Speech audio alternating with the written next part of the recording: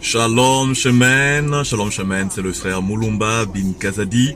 Encore ensemble pour continuer avec les couples, les 4 couples. Nous avions commencé avec le couple Adam-Ève. Là nous allons continuer avec le couple que nous aimons tant, un couple romantique, le couple Abraham et Sarah. Si vous aviez perdu les précédentes vidéos ou les vidéos qui suivront, eh bien, écrivez-nous sur shemen.nation@gmail.com et nous vous enverrons les vidéos qui vous manquent. Alors, nous avons un couple, Abraham et Sarah. En Genèse chapitre 12, le Seigneur indique à Abraham de quitter la maison de son père dans la terre des Chaldéens afin de se diriger vers la terre où le Seigneur lui aurait indiqué. Donc une terre de la promesse, une terre où Abraham deviendrait le père des nations, père de la foi, voilà. Mais il ne sait pas encore tout ce qui va suivre. Mais en attendant, il y a une chose qui est certaine, c'est que Sarah, sa femme, n'enfante pas, elle est stérile. Elle est stérile. En Genèse chapitre 15, Abraham pose la question à Dieu, mais j'ai tout ça, tu m'as promis des choses, Seigneur, mais je m'en vais sans une postérité. Je m'en vais sans une postérité, et Eliezer, mon serviteur, deviendrait lui légitimement mon héritier. En Genèse chapitre 16, Sarah, sa femme, lui fait une proposition qui est inquiétante. Et une tentation aussi sur plusieurs niveaux. Mais je vais insister sur la tentation par rapport à la foi d'Abraham.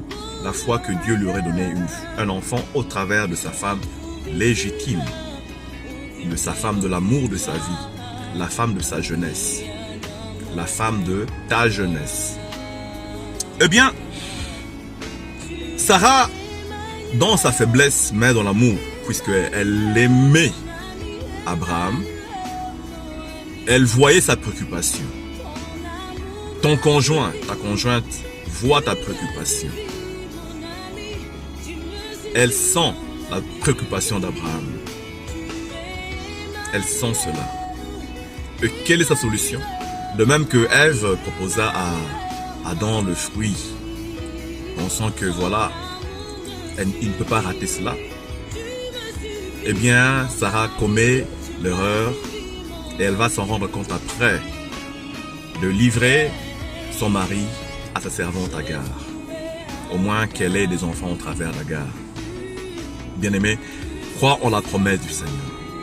Crois en la promesse du Seigneur. Eh bien, le Seigneur est fidèle.